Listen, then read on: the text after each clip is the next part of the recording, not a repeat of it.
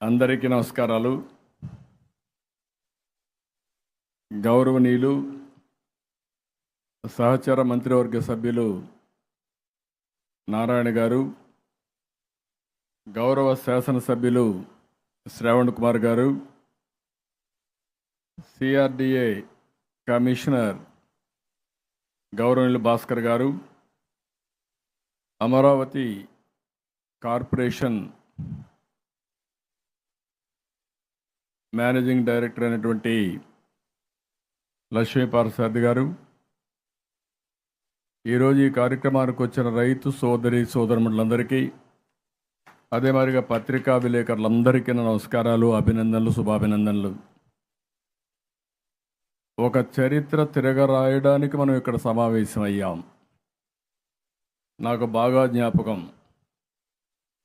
ఆ రోజు మీ నమ్మకం ఎంతంటే, ఇప్పుడే నారాయణ గారు చెప్పారు, ఆ రోజు నేను ఒక అమరావతి, ఒక రాజధాని, అప్పుడు పేరు కూడా లేదు, కొత్త రాష్ట్రం, అనేక సమస్యలు ఉన్నాయి, ఆర్థిక ఇబ్బందులు ఉన్నాయి, 16% లోటు బడ్జెట్తో ప్రారంభించాం, కూర్చోవడానికి కూడా ప్లేస్ లేకపోతే ఈ ఆఫీస్ ఉంటే ఈ ఆఫీస్ని సెక్రటరియట్గా కన్వర్ట్ చేసుకొని పని ప్రారంభించాం.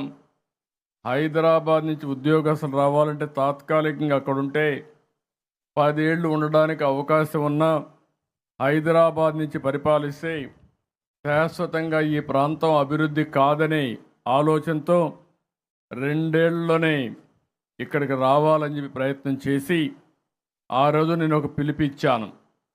డబ్బులు లేవు, ప్రపంచంలోనే ఒక వినూత్నమైన ఆలోచన మీరు అందరూ గుర్తుపెట్టుకోవాల్సిన అవసరం ఉంది. హైదరాబాద్లో నేను మొట్టమొదటిసారిగా ఆలోచించినప్పుడు సికింద్రాబాద్, హైదరాబాద్ 2 నగరాలు ఉండేటివి. ఒక నగరం నిజాం డెవలప్ చేశారు, రెండో నగరాన్ని బ్రిటిష్ వాళ్ళు డెవలప్ చేశారు. అలాంటి సమయంలో నేను 3వ నగరానికి శ్రీకారం చుట్టినప్పుడు అక్కడుండే అనుకూలమైన పరిస్థితులన్నీ కూడా అధ్యయనం చేసి, ప్రభుత్వ భూములు ఎక్కువగా ఉంటే ఆ ప్రాంతంలో సిటీ కట్టడానికి ప్రారంభించాను. అదే ఈనాటి సైబరాబాద్. ఆ రోజు మీరు చూస్తే రాళ్ళు రెప్పలు, ఎక్కడ కూడా పోయే ప్లేస్ కూడా లేదు. ఎక్కడన్నా రోడ్లేక అక్కడికి పోవాలంటే జీపులు తప్ప ఏమీ పోయేటి కాదు. అలాంటి నగరాన్ని ఒక సుందరమైన నగరంగా 25 సంవత్సరాల్లో తీర్చిదిద్దిన ఘనత తెలుగుదేశం పార్టీదని చెప్పి కూడా నేను మీకు తెలియజేస్తున్నా. ఈరోజు దేశంలో నెంబర్ 1 సిటీ అది. ఎవరైనా ఉండాలంటే ఇష్టపడే నగరంగా తయారు చేశాం. ఒక ఔటర్ రింగ్ రోడ్ ఇక్కడే లక్ష్మీపార్సారథి గారిని ఒకరోజు పిలిచాను. ఆవిడ ఆ రోజు చూస్తే అర్బన్ డెవలప్మెంట్ అథారిటీ కమిషనర్గా ఉన్నారు. మా చైర్మన్ కూడా పిలిచాను, నువ్వు ఎక్కువ రాజకీయం చేయొద్దు, ఇక్కడ ఆవిడ అభివృద్ధి చేస్తుందని ఒక హైదరాబాద్ మ్యాప్ తీసుకొని ఒక రింగ్ వేసాను. పోయి ఫీల్డ్లో స్టడీ చేసుకొని రమ్మన్నాను. స్టడీ చేసుకొని వచ్చింది. వస్తానే ఎన్ని కిలోమీటర్లు వస్తుందంటే రఫ్గా 160 వస్తుందంటే, ఒకసారి మళ్ళీ చెక్ చేసుకోండి, పని ప్రారంభిస్తామని చెప్పి, ఆ రోజు ఎవ్వరూ ఊహించిన రోజుల్లో 8 లేన్ రోడ్. 8 లేన్ అంటే కూడా అర్థమయ్యేది కాదు. 8 వరుసలంటే అందరికీ ఆశ్చర్యం, ఎక్కడా దేశంలో లేవు ఇలాంటివి. పక్కనే సర్వీస్ రోడ్ కూడా పెట్టాం, దీనికి పక్కనే మెట్రో కూడా కనెక్ట్ చేశాం. ఇవన్నీ కనెక్ట్ చేసి బెస్ట్ రోడ్డు రూపకల్పన చేసి, ఈరోజు హైదరాబాద్ ఎయిర్పోర్ట్ అయితే చాలామంది అన్నారు, నేను 5,000 ఎకరాలు హైదరాబాద్ ఎయిర్పోర్ట్కి ఇస్తానంటే అందరూ కూడా నన్ను విమర్శించారు. 5,000 ఎకరాలు కావాలన్నా 100 ఎకరాలు సరిపోతుంది, 200 ఎకరాలు సరిపోతుందంటే, కాదు, భవిష్యత్తు గురించి ఆలోచిస్తున్నా, మీరు ఈరోజు గురించి ఆలోచిస్తున్నారు, నేను రాబోయే 100 సంవత్సరాల గురించి ఆలోచిస్తున్నానని ఆ రోజు నిర్ణయం చేశా. ఈరోజు నిన్న వచ్చి చెప్తున్నారు, మీరు ఇచ్చిన 5,000 ఎకరాలు కూడా అయిపోయింది, ల్యాండ్ కూడా లేదు. ఈరోజు అక్కడ చూస్తే కొన్ని వేల మందికి ఉద్యోగాలు వచ్చాయి. హైదరాబాద్ అభివృద్ధి లో భాగంగా మీరు చూస్తే జిఎస్డిపి కాంట్రిబ్యూషన్ 15-16% ఒక్క హైదరాబాద్ ఎయిర్పోర్ట్ వల్ల వస్తూ ఉంది. ఇది చాలామందికి ఆర్థిక వ్యవస్థ అర్థం కాదు. చాలామంది అంటూ ఉంటారు, ఏది చేసినా అడ్డంకులు చేయడం, విధ్వంసం చేయడం అలవాటైపోయి ఇష్టానుసారంగా మాట్లాడే పరిస్థితి వస్తుంది. ఆ సందర్భంగా నేను ఉండే రైతులందరినీ, మిమ్మల్ని అందరినీ మనస్ఫూర్తిగా అభినందిస్తున్నా. ఆ రోజు నేను చూశాను, ఒక పిలుపిచ్చాను. ఆ పిలిపిస్తే 34,241 ఎకరాలు, దగ్గర దగ్గర 29,881 మంది రైతులు, ఒక్కరు కూడా కోర్టుకు పోకుండా నారాయణ గారి చాకచక్యం కూడా పనిచేసింది. అందరితో కలిశాడు, రాత్రింబగుళ్ళు తిరిగాడు, మిమ్మల్ని నచ్చచెప్పాడు, వచ్చే లాభాలు చెప్పాడు. దానిపైన మీరందరినీ మెప్పించి ప్రపంచంలోనే నెంబర్ 1 ల్యాండ్ పూలింగ్లో భూమి సేకరించిన ఘనత అమరావతి నగరానికే దక్కింది. ఇది ఒక చరిత్ర. ఎందుకు నేను అంటున్నానంటే, నా మీద మీకు నమ్మకం ఉండొచ్చు, కానీ మీకు కూడా కుటుంబాలు ఉంటాయి, భవిష్యత్తు ఉంటుంది. వారసత్వంగా వచ్చిన భూమిది. మీ తాత ముత్తాత మీకు ఇచ్చారు. అలాంటి భూమి ఇవ్వాలంటే మీకు సెంటిమెంట్స్ ఉంటాయి. ఆ సెంటిమెంట్స్ అన్నీ పెట్టుకొని మా భవిష్యత్తు బాగుంటుంది, రాష్ట్ర భవిష్యత్తు బాగుంటుందని ముందుకొచ్చి ఇంత పెద్ద ఎత్తున భూమి ఇచ్చారు. ఇక్కడ ఈ భూమి వల్ల ఇంకొక పక్కన చూస్తే ప్రభుత్వ భూమి దగ్గర దగ్గర 15,167 ఎకరాలు ప్రభుత్వ భూమి వచ్చింది. ఇంకొక పక్కన 4,000, 3,000 ఎకరాలు ల్యాండ్ అక్విజిషన్ కింద ముందుకెళ్ళాం. మొత్తం కలిసి 54,000 ఎకరాలు భూమి అమరావతికి సేకరించిన ఘనత తెలుగుదేశం ప్రభుత్వాన్ని. ఇచ్చిన ఉదారత మీదని చెప్పి కూడా నేను మీకు తెలియజేస్తున్నా. అయితే 5 సంవత్సరాలు మీరు ఆలోచించింది సమాజం కోసం ఆలోచించారు, సమాజ హితం కోసం ముందుకు పోయారు. కానీ గడచిన ప్రభుత్వం, ఒక మాటలో చెప్పాలంటే ఇప్పటికి కూడా నేను డైజెస్ట్ చేసుకోలేకపోతున్నాను. అందరికంటే ఎక్కువ బాధ పెట్టింది అమరావతి రైతాంగాన్ని బాధ పెట్టారు. ఈ సందర్భంగా ఇక్కడుండే మా రైతు మహిళలందరినీ మనస్ఫూర్తిగా అభినందిస్తున్నా, ధన్యవాదాలు తెలియజేస్తున్నా. వీరోచితంగా పోరాడారు. రాణి రుద్రమదేవి కంటే ఇంకా ఎక్కువగా పోరాడారు, పౌరుషంగా పోరాడారు. ఎంత అణగదొక్కితే అంత రెచ్చిపోయారు. అనుకున్న లక్ష్య సాధన కోసం ముందుకు పోయారు. రాష్ట్రాన్ని మెప్పించారు. ప్రజల్ని ఎక్కడికక్కడ వాస్తవాలు చెప్పి జరిగిన అన్యాయాన్ని మీరు చెప్పగలిగారు. మీరు పడిన ఇబ్బందులు నేను చూశాను. నేను కూడా మీకోసరం, మీ ఉద్యమం కోసరం జోలి బట్టి డబ్బులు వసూలు చేసి మీకు ఆర్థిక సహాయం చేశాను. ఎక్కడికక్కడ చైతన్యవంతులు చేశాం. కానీ ఆ ప్రభుత్వం అణగదొక్కే ప్రయత్నమే చేశారు.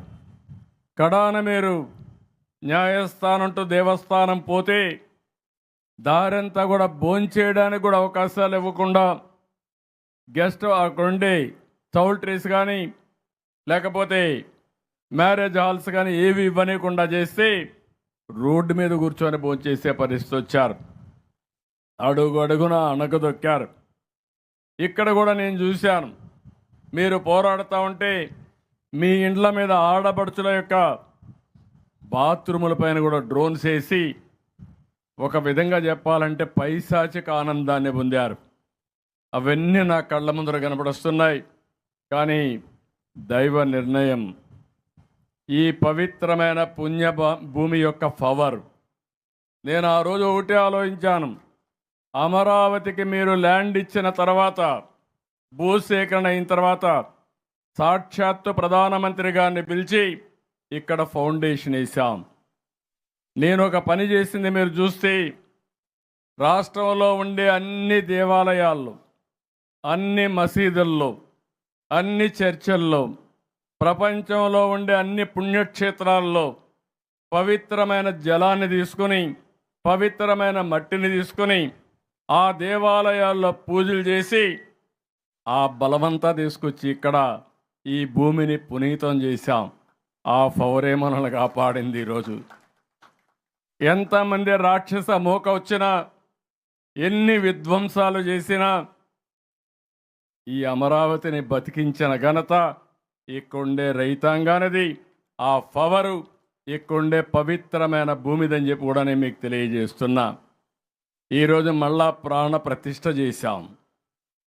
మళ్ళీ ఈ బిల్డింగ్ అయితే ఎప్పుడో కంప్లీట్ అయిపోయి బ్రహ్మాండం కళకళలాడవలసిన బిల్డింగ్ని విధ్వంసం చేసి, ఇప్పుడు నేను అడిగాను డిజైన్ కూడా చూస్తే వాళ్ళు చేసిన పనికి మళ్ళా కొట్టి కట్టాలంటే కష్టం కాబట్టి బెస్ట్ ఆర్కిటెక్ట్లను పెట్టి దాన్ని కూడా పూర్తి చేయమని చెప్పి కోరాను. కొంత రాజీ పడుతున్నాం. రాజీ పడడానికి కారణం భవిష్యత్తుకు తొందరలోనే మనం పనులు చేయకపోతే కరెక్ట్గా ఉండదని ఈ పని కూడా చేశాం. ఇక్కడ మీరు చూస్తే 160 కోట్లతో G+7 2,42,000 స్క్వేర్ ఫీట్కి ఈరోజు ప్రారంభించాం.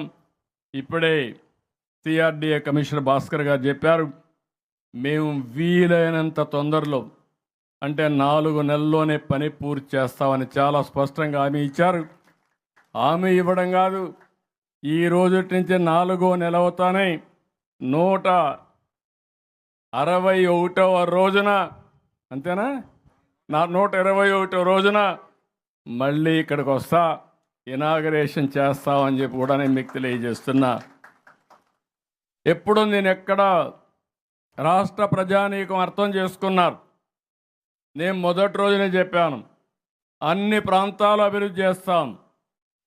రాష్ట్రానికి నడిబొడ్డు అమరావతి, అమరావతికి ఇంకొక పక్కన 12 పార్లమెంట్ నియోజకవర్గాలు శ్రీకాకుళం వరకు, ఇంకొక పక్క 12 నియోజకవర్గాలు మంత్రాలయం వరకు, మధ్యలో ఉండే ఒక నియోజకవర్గం గుంటూరు పార్లమెంటు, అదే అమరావతి రాజధాని. నేను రాష్ట్రం మొత్తం చెప్పాను, తిరిగి తిరిగి చెప్పాను, ఒక రాష్ట్రం ఒకే రాజధాని, అదే అమరావతి అని చెప్పి చాలా స్పష్టంగా పదే పదే చెప్పాం. విశాఖపట్నానికి వెళ్ళి వీళ్ళు కావాలని మభ్య పెడితే మీ ఆమోదంతో నేను చేశానా లేదా అని చెప్పి మన రాజధాని ఏదంటే అమరావతి మన రాజధానిని విశాఖపట్నంలో చేపించా, కర్నూలులో చేపించానంటే అది ప్రజలకు ఉండే విశ్వాసం, నమ్మకం. ఇంకొక మాట కూడా చెప్పాను, విశాఖపట్నాన్ని ఒక ఆర్థిక రాజధానిగా చేస్తాం. కర్నూలులో మళ్ళీ హైకోర్టు బెంచే కాకుండా పరిశ్రమలు పెట్టి ఒక ఏదైతే మొదటి రాజధాని మన కర్నూలు నగరం, దాన్ని కూడా అభివృద్ధి చేస్తానని చెప్పి చెప్పాను. ఆ మాటకు కట్టుబడి అనేక పనులు చేస్తున్నామని చెప్పి కూడా నేను మీకు తెలియజేస్తున్నా. ఇక్కడికి వచ్చినప్పుడు నేనైతే మిమ్మల్ని అందరినీ ఒకటే కోరుతున్నా, కొండ రైతాంగాన్ని, మీరు రైతాంగంలో మొట్టమొదటి పౌరులు. ఇక్కడ అందరం వస్తాం ఇక్కడికి, ఇప్పుడు మేమందరం కూడా ఇక్కడ సెటిల్ అవుతారు, ఒక్కొక్కరే వస్తారు. అదే మరిగా హైదరాబాద్లో జరిగింది. కానీ మీలో కూడా ఒక సాంప్రదాయాన్ని గౌరవించాల్సిన అవసరం ఉంది. రాజధాని వచ్చింది కాబట్టి మీ దగ్గర నుంచి బయట వాళ్ళు వచ్చి నేర్చుకునే సమయంలో మీరు అనుచితంగా ప్రవర్తించకపోతే లేనిపోని సమస్యలు వస్తాయి. అందుకే రైతాంగాన్ని కొండే ప్రజలందరినీ కోరుతున్నా, మీలో కూడా మార్పు తీసుకురావాల్సిన అవసరం ఉంది. మీరు పెరగాలి, మీ పిల్లల భవిష్యత్తు బంగారు భవిష్యత్తుగా ఉండాలి. ఎవరైనా వచ్చినప్పుడు వాళ్ళని కూడా ఒక అతిథిగా మీరు గౌరవం ఇవ్వాల్సిన అవసరం ఉంటుంది. ఈ విషయాన్ని కూడా గుర్తుపెట్టుకొని మీరు ముందుకు పోవాల్సిందిగా నేను మిమ్మల్ని కోరుతున్నా. ఈరోజు ఇక్కడ రైతాంగాన్ని కూడా ఆ రోజు నేను చూశాను. ఇప్పటికైతే లీజ్ పీరియడ్ కూడా అయిపోయింది, కానీ 5 ఏళ్ళు మిమ్మల్ని పెట్టిన అవస్థ, ఇక్కడ పనులు జరగలేదు కాబట్టి ఈరోజు కొంత సమయం తీసుకుంటున్నాం. అందుకే ఆ రోజు చెప్పింది, ఏవైతే జరాబు భూములు ఉన్నాయో, కదా జరేబీ భూములు ఉన్నాయంటే వెట్లాండ్ ఉన్నాయో దానికి 50,000తో ప్రారంభించాం. ప్రతి సంవత్సరం దానికి 10% పెంచుకుంటూ వస్తామని చెప్పి హామీ ఇచ్చాం. ఇప్పుడు 95,000కు చేరింది. అంటే దాన్ని 5 ఏళ్ళు ఇవ్వకుండా చేశారు. ఇప్పుడే నారాయణ గారు చెప్పారు. దీనిపైన ఒక ఇన్స్టాల్మెంట్ ఇచ్చారు. ఆ ఇన్స్టాల్మెంట్ కూడా 175 కోట్లు ఇచ్చారు. రెండో ఇన్స్టాల్మెంట్ నాకైతే ఖజానా మొత్తం ఖాళీ అయింది. గీక్కుంటా ఉన్నాం. ఎక్కడ ఇది చేసినా మొత్తం అప్పులు తప్ప ఏం మిగలలేదు. ఒక పక్క వడ్డీ వాళ్ళకు వడ్డీ కట్టాలి, అసలు కట్టాలి, మళ్ళీ ఆదాయాన్ని పెంచాలి, మళ్ళీ సంక్షేమం ఇవ్వాలి, అమరావతి అభివృద్ధి చేయాలి, రైతులకు కూడా సహాయం చేయాలి. అందుకే 175 కోట్లు ఇచ్చాం. ఇప్పుడు మళ్ళా తొందరలోనే ఇంకొక 225 కోట్లు తొందరలోనే ఇవ్వడానికి వెసులుబాటు తీసుకొస్తున్నారు. అవి కూడా ఇస్తారని చెప్పి నేను మీకు తెలియజేస్తున్నా. అదే మరి జరేబీ భూమికి 30,000 రూపాయలు ఆ రోజు అనుకున్నాం. అది కూడా 57,000 అయింది ఇప్పటికీ. అది కూడా ఆ డబ్బులు కూడా మీకు ఇచ్చే బాధ్యత తీసుకుంటాం. ఎవరైతే ఇక్కడ వ్యవసాయ కూలీలు ఉన్నారో వాళ్ళకు కూడా 5,000 రూపాయలు చొప్పున నెలకు పెన్షన్ ఇస్తున్నాం. అంటే దగ్గర సంవత్సరానికి ఒక 60,000 రూపాయలు వాళ్ళకు కూడా ఆర్థిక సహాయం చేసే పరిస్థితిలో మనం ఉన్నాం. ఈ విషయం కూడా మీరు గుర్తుపెట్టుకోవాల్సిన అవసరం ఉంది. ఈరోజు మీరు ఒక్కసారి చూసినప్పుడు నేను ఒక విజన్తో ఈ సిటీని ప్రారంభించాను. చాలామంది చాలా విమర్శలు చేస్తూ ఉంటారు.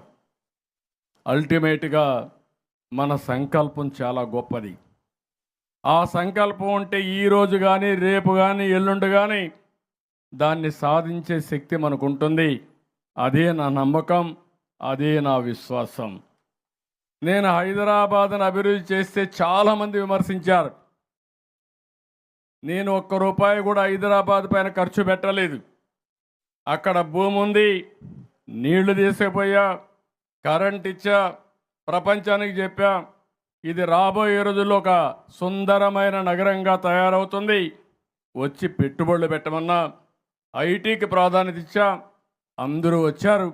అందరూ నన్ను అనేది మీరంతా డబ్బులు హైదరాబాద్లో ఖర్చు పెడుతున్నారని పెట్టలేదు. సంపద సృష్టించాను. ఈరోజు మీరు చూస్తే నేనేసిన ఔటర్ రింగ్ రోడ్ని ఈరోజు మార్కెట్లో దాన్ని దాన్ని మార్కెటైజేషన్ చేసి కొన్ని వేల కోట్ల రూపాయలు ఆ ప్రభుత్వం సంపాదించుకునే పరిస్థితికి వచ్చారు. ₹1 ఖర్చు పెట్టకుండా ఇంటర్నేషనల్ ఎయిర్పోర్ట్ కట్టాం. దానివల్ల ప్రభుత్వానికి ఆదాయం వస్తూ ఉంది. సంపద సృష్టించడం అనేది తెలిసిన వాళ్ళు గుర్తుపెట్టుకోవాల్సిన అవసరం ఉంది. డబ్బులతో సంపద సృష్టించలేరు. ఒక ఆలోచన సంపద సృష్టించడానికి దోహదం చేస్తుందనే విషయం వీళ్ళు గుర్తుపెట్టుకోవాల్సిన అవసరం ఉంది. మాట్లాడితే 1,00,000 కోట్లు అవుతుందని మాట్లాడారు. మా దగ్గర డబ్బులు లేవని మాట్లాడారు. ఎక్కడ డబ్బులు ఉన్నాయి? రాష్ట్రంలో ఉండే డబ్బులంతా అమరావతికి పెట్టాలని అడిగారు. అమరావతికి పెట్టక్కర్లేదు. నేను ఆ రోజు కూడా చెప్పాను, 1,00,000 కోట్ల రూపాయలు పెట్టుబడి పెడితే మినిమం 20,000, 25,000 కోట్ల రూపాయలు, దగ్గర 30,000 కోట్ల రూపాయలు రాష్ట్రానికి ఆదాయం వస్తుంది. అక్కడి నుంచి ఇక్కడ ఉద్యోగస్తులు వస్తే వాళ్ళు కొనే వస్తువులపైన జిఎస్టీ వస్తుంది. ఎప్పుడు అభివృద్ధి అవుతుందో, ఎప్పుడు సంపద సృష్టిస్తామో దానిపైన ప్రభుత్వానికి ఆదాయం వస్తుంది.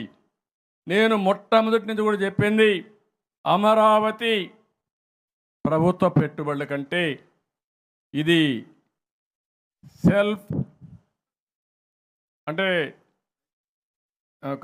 బోర్డు ఏదో ఉంది, సెల్ఫ్ ఫైనాన్సింగ్ మోడల్ ఉండే సిటీ అని చెప్పాను. అంటే మనం డబ్బులు ఖర్చు పెట్టడం కాదు, మొత్తం 54,000 ఎకరాలు ఉంది. రైతులకు భూమి తిరిగి ఇస్తున్నాం. ఇచ్చిన తర్వాత దగ్గర ఒక 10,000 ఎకరాలు, 12,000 ఎకరాలు మిగులుతుంది. ప్రభుత్వ ఆఫీసులు కడుతున్నాం, పార్కులు కడతాం, రోడ్లు వేస్తాం. దాని తర్వాత కూడా కొంత భూమి మిగులుతుంది. మొన్న మీరు చూస్తే నేను ఆ రోజు ప్రారంభించినప్పుడే ఎకరా 10 కోట్లు పలికింది. తర్వాత వీళ్ళు వచ్చిన తర్వాత కొనేవాడు లేడు, ఈగలు కూడా రాలేదు ఇక్కడికి. ఇప్పుడు మనం వచ్చాం, ప్రారంభించాం, రేట్లు పెరిగాయా లేదా అని మిమ్మల్ని అడుగుతున్నా. ఇక్కడే కాదు, రాష్ట్రం అంతా పెరిగాయి.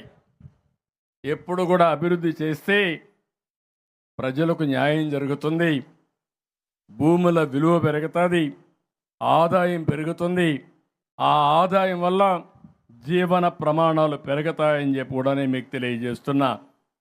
నేను అందుకే ఆ రోజు కూడా చెప్పింది, ఒక్క రూపాయి ఖర్చు పెట్టకుండా ఈ నగరాన్ని అభివృద్ధి చేస్తానని చెప్పాను. అంటే ప్రభుత్వ డబ్బులు ఒక్క రూపాయి అవసరం లేదు, సెల్ఫ్ ఫైనాన్సింగ్ ప్రాజెక్ట్ ఇది. ఉపాధికి ఇది ఒక కేంద్రం.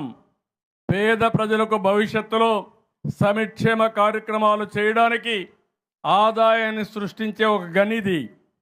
అలాంటి ప్రాజెక్ట్ని పట్టుకొని ఒక అతను శ్మశానం అంటాడు, ఇంకొక ఆయన ఎడారి అంటాడు, ఇంకొక ఆయన సిటీయే మునిగిపోయిందంటాడు. నిన్న కూడా మునిగిపోయిందంట. నిన్న చెన్నైలో చూశారు, సగం సిటీలోకి నీళ్లు వచ్చాయి. మొన్న హైదరాబాద్లో వచ్చాయి. నిన్న బెంగళూరులో ఈయన కట్టుకున్న కొంప దగ్గరనే నీళ్లు మునిగిపోయే పరిస్థితి వచ్చింది. అమరావతి ముంచాలనుకొని కడాన ఈయన కట్టుకున్న కొంప దగ్గర నీళ్లు వచ్చే పరిస్థితి వచ్చింది, మునిగిపోయే పరిస్థితి వచ్చింది. ఇది గుర్తుపెట్టుకోవాలి. ఏదే వాళ్ళు చెడిపోవాలనుకుంటే భగవంతుడు కూడా క్షమించడు, అది మంచిది కాదు. అదే నిన్న జరిగే పరిస్థితి వచ్చింది. అందుకే నేను ఒకటి అంటున్నాను, మీరందరూ గుర్తుపెట్టుకోవాలి. ఈ నగర, ఈ యొక్క భూమి యొక్క పవిత్ర, దీనివల్ల నేను ఎన్నోసార్లు చెప్పాను. అమరావతి పేరు కూడా మీరు చూస్తే, నేను ఒకరోజు నేను లేచి రెడీ అవుతా ఉన్నప్పుడు రామోజీరావు గారు ఫోన్ చేశారు. ఆయన ఒక మాట చెప్పాడు, నువ్వు అమరావతి పేరు ఏం పెడతావో నాకు తెలియదు, మంచి పేరు ఆలోచించండి. నేను ఒక రీసెర్చ్ చేశాను, మా దగ్గర సమాచారం ఉంది. ఆ సమాచారం ప్రకారం చరిత్ర అంతా కూడా చూసిన తర్వాత కొత్తగా కట్టే రాజధానికి అమరావతి అనే పేరు సబబుగా ఉంటుందని ఆయన సూచించాడు. దానికి ఒక చరిత్ర కూడా అధ్యయనం చేశాడు. నేను ఆ చరిత్ర అధ్యయనం చేసి ఆయన ఇస్తే, నేను కూడా చూసిన తర్వాత ఫస్ట్ ఇంప్రెషన్ అమరావతి అనగానే నాకు కూడా చాలా నచ్చింది. తర్వాత నేను అడిగాను నా పక్కనుండే వాళ్ళందరినీ, వాళ్ళు మెచ్చుకున్నారు. దెన్ ప్రజల్లో పెట్టాం. 100% ఆ పేరు ఆమోదించారంటే ఇది దేవతల రాజధాని, ఒక స్వర్గం మారిగా దీన్ని తయారు చేసేదానికి అవకాశాలు ఉన్నాయి. అందుకని ఈ పేరు మనం నామకరణం చేశాం. ఈరోజు ఇక్కడికి వచ్చినప్పుడు మీరు చూస్తే ఈ ప్రాంతాన్ని ఒక్క ఎండ తప్ప ఇక్కడ అన్ని అనుకూలమైన ప్రదేశాలు ఉన్నాయి. ఇక్కడ దుబాయ్లో కూడా ఎక్కువ ఎండ ఉంటుంది, 55 డిగ్రీలు ఉంటుంది ఎడారి. ఒక సుందరమైన నగరంగా తయారు చేసుకున్నారు. అందుకనే ఇక్కడ మేము చూసినప్పుడు విశాలమైన రోడ్లు పెట్టాం, అండర్ గ్రౌండ్ పవర్ లైన్స్ పెట్టాం, అన్ని డక్ట్లు పెట్టాం. అదే సమయంలో నీళ్లు కూడా ఏవైతే ఈ యొక్క అండర్ గ్రౌండ్ పక్కనే ఇవి పెట్టి డక్ట్స్ పెట్టి అందులోనే తీసుకుపోతున్నాం. ఇంకొక పక్క అన్నీ కూడా ఐసీటీ కానీ, కరెంటు కానీ, నీళ్లు కానీ, లేకపోతే మనకు డ్రైనేజ్ కానీ, ఫ్లడ్ వాటర్ కానీ, ఇవన్నీ కూడా మనం తీసుకున్నాం. బ్లూ అండ్ గ్రీన్ కాన్సెప్ట్తో వన్ ఆఫ్ ది బెస్ట్ సిటీగా తయారు చేయాలనుకున్నాం. కడాని ఇక్కడే లక్ష్మీ పార్సారథి గారు ఉన్నారు, ఆవిడికి చెప్పాను, ఒక్కొక్క రోడ్లో ఒక్కొక్క కలర్ ఫ్లవర్స్ ఉండాలని చెప్పాను. నేను ఆ జపాన్కి పోయినప్పుడు చూశాను, ఆ కొండలు చూస్తే ఒక్కొక్క కొండలో ఒక్కొక్క ఫ్లవర్స్ ఉంటాయి. ఆ సిటీకి పోతే ఒక్కొక్క రోడ్లో ఒక్కొక్క ఫ్లవర్స్ ఉంటాయి. ఒక సీజన్ వస్తే బ్రహ్మాండంగా ఫ్లవర్స్ అన్నీ వచ్చి ప్రపంచం మొత్తం టూరిస్టులు వచ్చి ఆ సిటీలో ఉండే పరిస్థితి వస్తుంది ఆ సీజన్ని విట్నెస్ చేయడానికి. అలాంటి సుందరమైన నగరంగా తయారు చేయాలనేది నా ఆలోచన అని చెప్పి కూడా నేను మీకు తెలియజేస్తున్నా.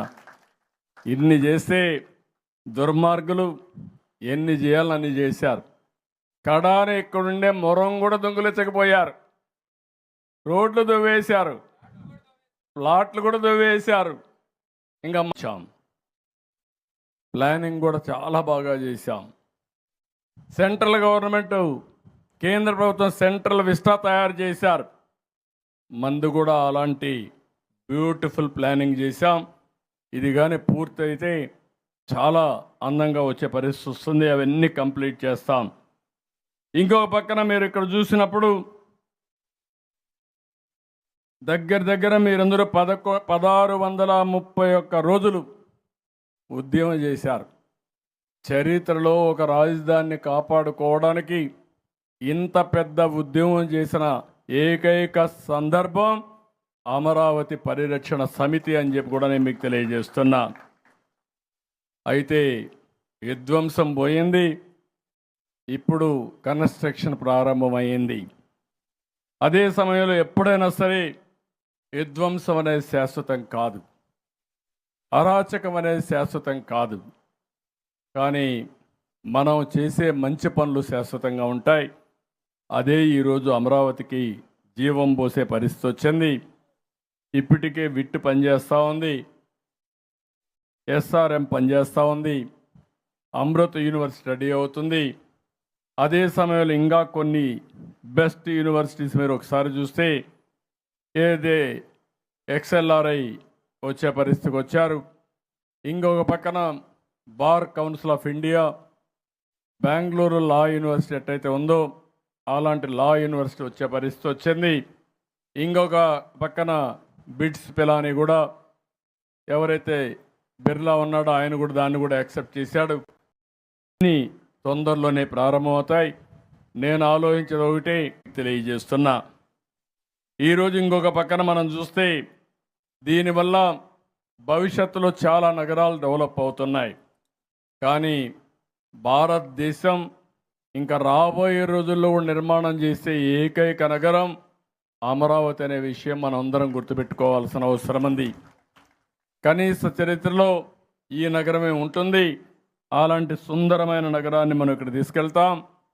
బుల్లెట్ ట్రైన్స్ నెక్స్ట్ వచ్చేది సౌత్ ఇండియాకు వస్తుందంటే నేను ఒకటే చెప్పాను, సౌత్ ఇండియాకు వస్తే 4 సిటీస్ కవర్ చేయండి. హైదరాబాద్, బెంగళూరు, అమరావతి, చెన్నై 4 సిటీలు కవర్ చేస్తే 4 కోట్ల మంది కవర్ అవుతారు. పెద్ద 55 పనులకు టెండర్లు పిలిచాం. అవన్నీ కూడా ఈరోజు పనులన్నీ నిలిచిపోయాయి కాబట్టి మళ్ళా ఎస్టిమేట్స్ అన్నీ తయారు చేస్తున్నారు. వీళ్ళు చేసిన దుర్మార్గమైన కార్యక్రమంతో దగ్గర ఒక 7,000 కోట్ల రూపాయలు అదనంగా భారం పడే పరిస్థితికి వచ్చింది. 52,000 కోట్ల రూపాయలు అవుతాయి. ఆ 52,000 కోట్ల రూపాయలతో ఈ పనులు ప్రారంభిస్తాం. ఇప్పటికీ బ్యాంకులు ముందుకొచ్చాయి. కేంద్ర ప్రభుత్వాన్ని మనస్ఫూర్తిగా మీ అందరి తరపున 5 కోట్ల ఆంధ్రుల తరపున అభినందిస్తున్నాను. దీనికి మళ్ళీ జీవం పోయడానికి కేంద్రం ముందుకొచ్చారు. 15,000 కోట్ల రూపాయల ఆర్థిక సహాయం ఇవ్వడానికి వరల్డ్ బ్యాంక్ కానీ మిగిలిన బ్యాంకులన్నీ కన్సార్టియంగా ముందుకొచ్చాయి. ఆ డబ్బులు కూడా వాళ్ళు మనకు అందుబాటులో పెట్టారు. ఇది అవుతానే కూడా ఏం చేస్తామని చెప్పారు. అయితే ఈరోజు మనం ప్రారంభించింది ఎమ్మెల్యే ఎమ్మెల్సీ కోసం నిర్మిస్తున్న 12 టవర్లు, ఐఏఎస్ ఐపీఎస్ కోసం నిర్మిస్తున్న 6 టవర్లు, ప్రిన్సిపల్ సెక్రటరీస్ కోసం 90 క్వార్టర్లు, గెజిటెడ్ నాన్ గెజిటెడ్ అధికారుల కోసం 4 టవర్లు, నాన్ గెజిటెడ్ వారి కోసం 21 టవర్లు తలపెట్టాం. అవన్నీ పూర్తి చేస్తాం. అదే మరి న్యాయమూర్తుల కోసం 36, మంత్రుల కోసం 35 బిల్డింగ్ కూడా పూర్తి చేస్తాం.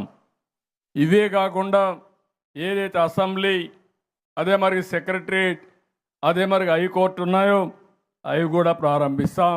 అవి కూడా పూర్తి చేసే బాధ్యత ఇక్కడ భాస్కర్ గారు ఉన్నారు. మీనమేషాలు లెక్కేస్తే లాభం లేదు. ఇక్కడ నారాయణ గారు ఉన్నారు. ఇద్దరికి చెప్తున్నా, ఎట్టి పరిస్థితుల్లో అనుకున్న లక్ష్యం అనుకున్న సమయంలో చేయాలి. 5 ఏళ్ళు విధ్వంసం జరిగింది. ఇప్పుడు మళ్ళీ పనులు ప్రారంభించాం.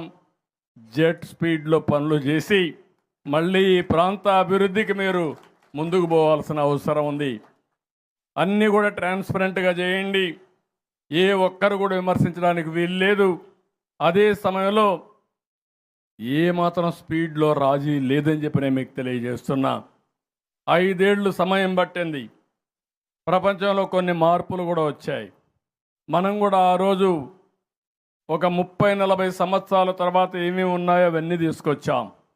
ఒక నగరం అంటే ఏ విధంగా ఉండాలో గ్రీన్ ఎనర్జీకి ప్రాధాన్యత ఇవ్వాలి, గ్రీన్ హబ్గా తయారు కావాలి, ఇక్కడ ఏమాత్రం పొల్యూషన్ లేకుండా చూడాలి, అదే మరి ఎలక్ట్రికల్ వెహికల్స్కి ప్రాధాన్యత ఇవ్వాలి, ఈవీ స్టేషన్స్ ఎక్కువగా పెట్టాలి, బ్యాటరీకి ఈవీ స్టేషన్స్ పెట్టాలి. ఇలాంటి చాలా స్పష్టంగా ఎక్కడ నడవాలంటే వాకింగ్ పాత్లు ఉండాలి, అదే మరి సైకిల్ దొక్కాలంటే అన్ని ఎలక్ట్రికల్ సైకిల్స్ పెట్టి అవసరమైతే ఎక్సర్సైజ్ కోసం సైకిల్ దొక్కుతారు. అదే సమయంలో ఆఫీసుకి పోవాలంటే 20-30 కిలోమీటర్లైనా సైకిల్ అనే ఎలక్ట్రికల్ సైకిల్లో పోయి వచ్చే పరిస్థితి వస్తుంది. అది కూడా మీరు మళ్ళా స్టేషన్కి పెట్రోల్ బంకు పోవాల్సిన పని లేదు, ఇంట్లోనే ఛార్జ్ చేసుకుంటూ మీరు పుష్పక విమానాల మారిగా మన వాహనాలు మనం నడుపుకునే పరిస్థితి వస్తాయి. టెక్నాలజీ మారిపోయింది. నేను ఈ నగరాన్ని ఒక గ్రీన్ ఎనర్జీ హబ్గా తయారు చేయాలని, థర్మల్ కరెంట్ కాదు, రాబోయే రోజుల్లో మొత్తం కూడా గ్రీన్ ఎనర్జీ కరెంటే ఇక్కడ వాడాలని దానికి కూడా దోహదం చేస్తున్నాం. ఇవన్నీ వస్తే మనం అనుకున్నదంతా కూడా జరుగుతుందని చెప్పి నేను మీకు తెలియజేస్తున్నా. మ్యాక్సిమం 3 ఏళ్ళు మీకు టైం. 3 ఏళ్ల తర్వాత ఒక్క నిమిషం కూడా మీకోసం నేను వెయిట్ చేయను. ఇప్పుడు వెస్ట్రన్ బైపాస్ అయిపోయింది, ఆల్మోస్ట్ ఆల్ అయిపోతుంది. ఈస్టర్న్ బైపాస్ ఇమ్మీడియట్గా కంప్లీట్ చేయాలి. ఇది ఒక చిన్న రింగ్ వస్తుంది. అవుటర్ రింగ్ రోడ్డు కూడా రావాలి. ఇక్కడి నుంచి మనం కలెక్ట్ చేసే క్రూషియల్ ఇన్ఫ్రాస్ట్రక్చర్ అంతా కూడా అవుటర్ రింగ్ రోడ్డు కూడా కనెక్ట్ చేసే పరిస్థితి రావాలి. దీనివల్ల ఈ ప్రాంతం అభివృద్ధి కాకుండా ఒక రీజనల్గా ఈ ప్రాంతంలో మీరు చూస్తే ఆ రోజు నేను డిజైన్ చేసినప్పుడే 8,603 కిలోమీటర్లతో రాజధాని ప్రాంతంగా గుర్తించాం. దీంట్లో 217 కిలోమీటర్లు రాజధాని నగర్ అనుకున్నాం. ఇందులో 16.9 చదరపు కిలోమీటర్లు పరిధిలో కోర్ క్యాపిటల్ అనుకున్నాం. ఇప్పుడు మనం కోర్ క్యాపిటల్లో ఉన్నాం. దీన్ని మొత్తం కూడా అభివృద్ధి కావాలంటే 183 కిలోమీటర్లతో అవుటర్ రింగ్ రోడ్డు వస్తుంది. దాన్ని కూడా మొన్న కేంద్ర మంత్రికి చెప్పాను. దీనివల్ల మీకు కూడా ఆదాయం పెరుగుతుంది, మీరు కూడా ముందుకు రమ్మన్నాం, వాళ్ళు కూడా ఒప్పుకుంటున్నారు. అది కూడా ఇయర్ మార్క్ చేస్తాం. ఇక్కడుండే రైతాంగం, అమరావతి రైతులు ఎట్టయితే స్ఫూర్తిదాయకంగా ముందుకొచ్చి విన్ విన్ సిచ్యువేషన్, రైతులు నష్టపోలేదు, ఉదారంగా ముందుకొచ్చారు, ప్రభుత్వానికి ఇచ్చారు, రాష్ట్ర భవిష్యత్తు కోసం నాంది పలికారు. దానివల్ల మీరు బాగుపడ్డారు, రాష్ట్రం అభివృద్ధి అయ్యింది. ఈ స్ఫూర్తితో ప్రతి ఒక్కరూ ముందుకు రావాల్సిందిగా విజ్ఞప్తి చేస్తున్నా. నాకు ఎలాంటి స్వార్థం లేదు. నా ఆలోచన ఒకటే, భారతదేశంలో ఆంధ్రప్రదేశ్ రాష్ట్రం నెంబర్ 1 రాష్ట్రంగా తయారు చేయడమే ధ్యేయంగా పెట్టుకొని నేను ముందుకు పోతున్నాను. మీరందరూ అర్థం చేసుకోవాలి. 5 కోట్ల మంది అర్థం చేసుకోవాల్సిన అవసరం ఉంది. ఇబ్బందులున్నాయి, ఆర్థిక వెసులుబాటు లేదు, కష్టాలున్నాయని నేను పారిపోయే పరిస్థితిలో లేను. ఆ రోజు ఒకటే మాట చెప్పాను, ఎన్నికల్లో ప్రజలు గెలవాలి, రాష్ట్రం మళ్ళీ నిలదొక్కోవాలి, పునర్నిర్మాణం చేయాలని చాలా స్పష్టంగా చెప్పాను. ఇప్పటికే అనేక సంక్షేమ కార్యక్రమాలు ఇచ్చాం, అభివృద్ధిని పట్టాలెక్కిస్తున్నాం. అందులో ఒక మెట్టు అమరావతి ఈరోజు CRDA ఆఫీసుని పునఃప్రారంభించడం. దీంతో అమరావతి పనులన్నీ పట్టాలెక్కి స్పీడ్ పెంచే పరిస్థితి తీసుకొస్తాం. పోలవరం నేను ఆ రోజు 72% పూర్తి చేసి పోలవరాన్ని నాశనం చేసి డయాఫామ్ వాల్ కూడా కొట్టుకొని పోయే పరిస్థితి వచ్చింది. దానికి కూడా ఈరోజు 12,150 కోట్ల రూపాయలు కేంద్ర ప్రభుత్వం ఫేజ్ 1కి ఇచ్చారు. ఒక 10 రోజుల్లో అది కూడా ప్రారంభమవుతుంది. ఈ రాష్ట్రంలో నదుల అనుసంధానం చేస్తాం. నదుల అనుసంధానం చేసి గోదావరి, వంశధార, గోదావరి, కృష్ణ, పెన్నాను కలుపుతాం. ఇది చేయగలిగితే ప్రతి ఎకరాకు నీళ్ళు ఇచ్చే అవకాశం వస్తుంది. ఈ సంవత్సరం వరుణ దేవుడు కూడా కరుణించాడు. నా కష్టాలు చూసిన తర్వాత నేను నీకు అండగా ఉంటానని మేఘాలు కూడా కరుణించి ఈరోజు వర్షాలు కూడా బ్రహ్మాండంగా పడ్డాయి. నిన్న మొన్న కొంచెం ఇబ్బంది పడ్డాం, విజయవాడలో చాలా ఇబ్బంది పడ్డాం, కానీ రాష్ట్రంలో అన్ని రిజర్వాయర్లు కళకళలాడే పరిస్థితి వచ్చింది. ఇది శుభ సూచకం. అందుకే నేను రాష్ట్రంలో ఉండే ప్రజలందరికీ విజ్ఞప్తి చేస్తున్నా, ఎప్పటికప్పుడు ఏం చేయాలన్నా మీ అందరికి కూడా మేము చెప్తాం. దయచేసి మీరు కూడా ఆలోచించాల్సింది, రాష్ట్ర భవిష్యత్తు కోసం నేను ఒక విజన్ కూడా తయారు చేస్తున్నాను. 2047 ఏదైతే స్వర్ణ ఆంధ్రప్రదేశ్ విజన్ 2047 ఈరోజు 2024లో ఉన్నాం. 2000 కంటే ముందు విజన్ 2020 తయారు చేశాను నేను. ఆ రోజు చాలామంది ఎగతాళి చేశారు, 420 అన్నారు నన్ను.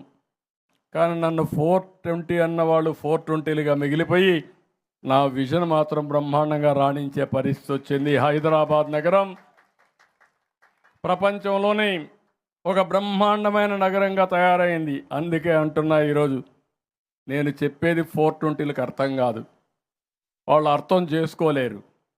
అందుకనే ఈరోజు నేను 2047 మళ్ళీ ఒక విజన్ తయారు చేస్తున్నాం. అంటే ఎగ్జాక్ట్గా స్వాతంత్రం వచ్చి 100 సంవత్సరాలు అవుతుంది.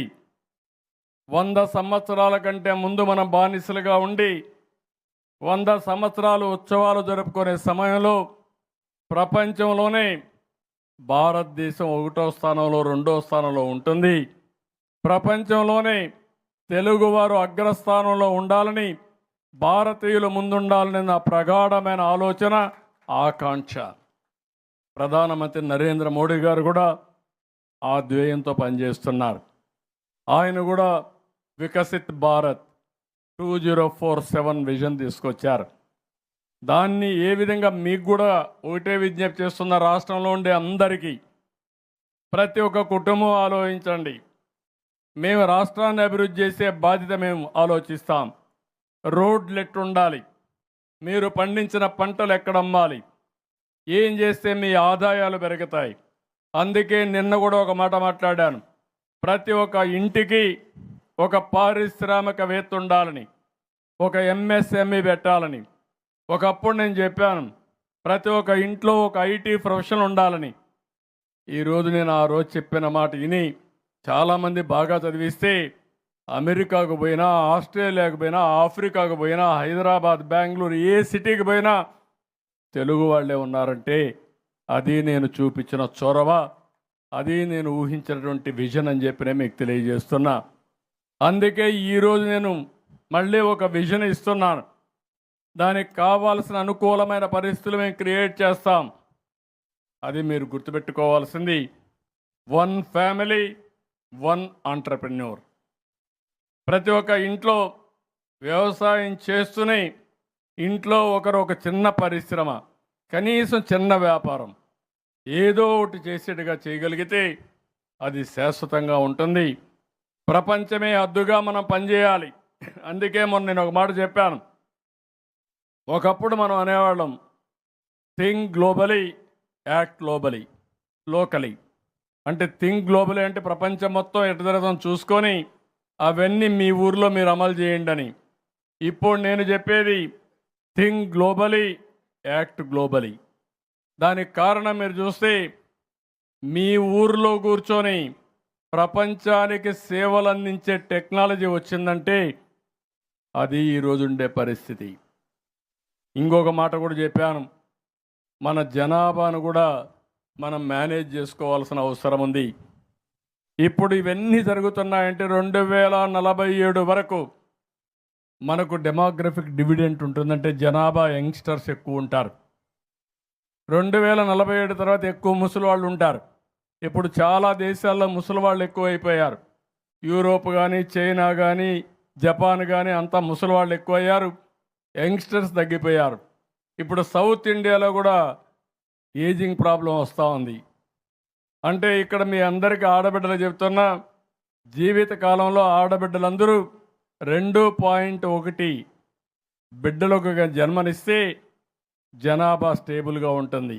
అంటే ఇద్దరు కంటే ఎక్కువ పిల్లల కంటే, ఇద్దరు కంటే తక్కువ కంటే జనాభా తగ్గిపోతుంది, ఎక్కువ కంటే జనాభా పెరుగుతుంది. కానీ ఈరోజు మన రాష్ట్రంలో 1.6కి వచ్చాం, 1.6కి వచ్చాం. ఇప్పుడే -4% డెఫిసిట్ అయిపోయింది. ఇంకొన్ని రోజులు పోతే 1కో లేకుంటే ఇంకా తక్కువకు వస్తే అందరూ ముసలోళ్ళే కనపడొస్తారు. ఇప్పటికే చాలామంది మన పిల్లలంతా వేరే దేశాలకు వెళ్ళిపోయి గ్రామాలు ఖాళీ అయిపోయి ఊర్లో వాళ్ళు పంపించిన డబ్బులతో భోంచేసే పరిస్థితికి వస్తున్నాం. భవిష్యత్తులో అది రాకుండా ఉండాలంటే ప్రతి ఒక్కరూ బాధ్యతగా గుర్తించాలి. మీరు చేసే పని మీకోసరమే కాదు, దేశం కోసం కూడా, సమాజ హితం కూడా. ఏ పనైనా చేసి డబ్బులు సంపాదిస్తాం, కానీ పిల్లలు కూడా ఉంటేనే, లేకుంటే జనాభా ఉంటేనే వాళ్ళ కోసం మనం పనిచేసే పరిస్థితి వస్తుంది. దీన్ని కూడా నేను ఒక ఉద్యమంగా తీసుకుంటున్నా. ఒకప్పుడు నేనే ప్రారంభించాను జనాభా నియంత్రణ. ఆ రోజు నేను అందరికీ చెప్పాను, మీరంతా ఎక్కువ పిల్లలు కనద్దండి, కంటే చాలా సమస్యలు వస్తాయి. నీళ్లు పెరగడం లేదు, గాలి పెరగడం లేదు, భూమి పెరగలేదు అని ఆ రోజు చెప్పాను. నా మాట విని మీరందరూ ఆ పని ప్రారంభించి 10 ఏళ్ళలోనే జనాభాను తగ్గించేశారు. ఇప్పుడు నా భయం అంతా ఏంటంటే జనాభా పూర్తిగా తగ్గిపోయే పరిస్థితికి వస్తూ ఉంది. ఒకప్పుడు 2 పిల్లల కంటే ఎక్కువ ఉంటే పంచాయతీల్లో పోటీ చేయడానికి వీలు లేదు, మున్సిపాలిటీలో పోటీ చేయడానికి వీలు లేదు, కోఆపరేటివ్ ఎలక్షన్స్కి పోటీ చేయడానికి వీలు లేదు. ఇప్పుడు కొత్త చట్టం అది చేశాను, మళ్ళీ ఒక చట్టం తీసుకొస్తున్నా. 2 కంటే పైన పిల్లలు ఉంటేనే మీకు పోటీ కరువులు. మీరు ఇప్పుడు 2 కంటే తక్కువ పిల్లలుంటే మీరు పోటీకి అర్హత లేదు. ఇదే మాదిరిగా భవిష్యత్తులో మీ ఇంట్లో ఎక్కువ మంది ఉంటేనే ప్రభుత్వ సహాయం కూడా ఎక్కువగా ఉంటుంది. ఇంత మునుపంతా కూడా ఏం చేశారంటే ఎక్కువ మంది ఉంటే తక్కువ సహాయం చేయాలని ఇవన్నీ కూడా లేనిపోని రిస్ట్రిక్షన్లు పెట్టేవారు. ఇప్పుడు అది కూడా మార్చేస్తున్నా. అంటే మీరు గుర్తుపెట్టుకోవాలి, నేను ఆలోచించేది భవిష్యత్తు కోసం. ఆ భవిష్యత్తు కోసం ఆలోచించేటప్పుడు కొన్ని నిర్ణయాలు మనం ఇప్పుడే చేయాల్సిన అవసరం ఉంది. ఏదేమైనా మళ్ళా ఒకసారి మిమ్మల్ని చూస్తే, మీ ముఖాల్లో ఆనందం చూస్తే చాలా సంతోషంగా ఉంది. రాష్ట్రం మొత్తం ఇదే పరిస్థితి, రిలాక్స్ అయ్యారు, రిలీఫ్ వచ్చింది. అంత మునుపు ఎప్పుడు ఏ రాక్షసుడు ఎప్పుడు వస్తాడో తెలియని పరిస్థితి. రాత్రుల్లో నిద్ర వస్తే కూడా, పడుకుంటే కూడా అన్ని పీడకలలే వచ్చేటివి. ఎవరో ఎప్పుడో వచ్చి గొడవ చేస్తున్నారని. ఇప్పుడు స్వేచ్ఛగా నిద్రపోయే పరిస్థితికి వచ్చారు, ఆనందంగా బ్రతికే పరిస్థితికి వచ్చాం. అదే మేము చేసిన పని మీరు చేస్తే, మీరందరూ గెలిపించిన తర్వాత ఈరోజు ప్రజాస్వామ్యాన్ని కాపాడి కేంద్రంలో కూడా మీరు ఇచ్చిన గెలుపు వల్ల కాస్త కోస్త మన పరపతి పెరిగింది. రాష్ట్రానికి డబ్బులు ఇవ్వడానికి వాళ్ళు కూడా ముందుకు వచ్చే పరిస్థితి వచ్చారు, సహకరించే పరిస్థితికి వచ్చారు. మేము ముగ్గురం కూడా కలిసి పోటీ చేశాం. మేము తెలుగుదేశం కానీ, జనసేన మిత్రుడు పవన్ కళ్యాణ్ కానీ, అదే సమయంలో బీజేపీ ముగ్గురం కలిసి పోటీ చేశాం. కానీ ఆ రోజు మేము కలిసి పోటీ చేసినప్పుడు ఆలోచించింది ఎంతమంది ఉన్నామనేది కాదు, ఎలాంటి చిన్న రిస్క్ కూడా చేయకుండా ఈ రాష్ట్రాన్ని రక్షించుకోవాల్సిన బాధ్యత మన మీద ఉంది. ఒకే ధ్యేయం, రాష్ట్ర భవిష్యత్తు కాపాడుకోవడానికి చేసే నిర్ణయం. ఆ నిర్ణయమే ఈరోజు మనకు 93% గెలుపుకు సాధ్యమైంది. విన్నింగ్ రేట్ 93% వచ్చింది. నేను రాజకీయాల్లో చాలా రోజులు ఉన్నాను. ఇంతవరకు ఒక రాజకీయ పార్టీకి 93% స్ట్రైక్ రేట్ వచ్చింది మొట్టమొదటిసారిగా 2024 ఎన్నికలని చెప్పి కూడా నేను మీకు తెలియజేస్తున్నా. దీన్ని కాపాడుకోవాలి. మళ్ళీ మీలో కూడా ఒకటే చెప్తున్నాను, ఓసారి భూతం పోయింది, రాష్ట్రంలో దెయ్యం లేకుండా పోయింది, మేము ఫ్రీగా ఉంటామంటే కుదరదు. రాష్ట్రాన్ని పునర్నిర్మాణం చేయాలి, ఇంకొక పక్క భూతాన్ని శాశ్వతంగా భూస్థాపితం చేయాలి. ఇది అనునిత్యం మీకు ఆలోచన ఉండాలి. నేను చేసే పని నేను చేస్తానే ఉంటాను. అదే సమయంలో నేను మా ఎమ్మెల్యేలు కూడా నేను చెప్పా, నాకు చెడ్డ పేరు తీసుకొచ్చే పరిస్థితి ఏ ఎమ్మెల్యే చేసినా నేను మీకోసం ఉండను. నేను ఈ రాష్ట్ర భవిష్యత్తుకు ఒక ట్రస్టీగా ఉంటా, నా బాధ్యత నేను చేస్తా. ఎవరైనా తప్పు చేస్తే కూడా ఒకసారి చెప్తా, రెండోసారి మాత్రం మిమ్మల్ని కూడా వదిలేసుకుంటానని చెప్పి చాలా స్పష్టంగా చెప్పానంటే ఒక కఠోరమైనటువంటి క్రమశిక్షణతో ముందుకు పోతున్నాను. ఈ విషయం మీరు కూడా గుర్తుపెట్టుకోవాల్సిన అవసరం ఉంది. అందరం కలిసి ఈరోజు అమరావతిలో మాట్లాడుతున్నాను కాబట్టి నేను చెప్పే ప్రతి ఒక్క మాట రాష్ట్ర ప్రజలు కూడా ఆలోచించుకోవాలి, అందరూ కూడా సహకరించాలి. మనందరం కలిసి మళ్ళీ మన భవిష్యత్తే కాకుండా మన పిల్లల భవిష్యత్తు, రాష్ట్ర భవిష్యత్తు కాపాడుకోవడానికి ముందుకు రావాల్సిందిగా అందరినీ కోరుకుంటూ ఈరోజు మీరు చూపించిన చొరవకి, ఇంతవరకు మీరు చూపించిన స్ఫూర్తికి మనస్ఫూర్తిగా మరొక్కసారి అందరికీ ధన్యవాదాలు, అభినందనలు. థ్యాంక్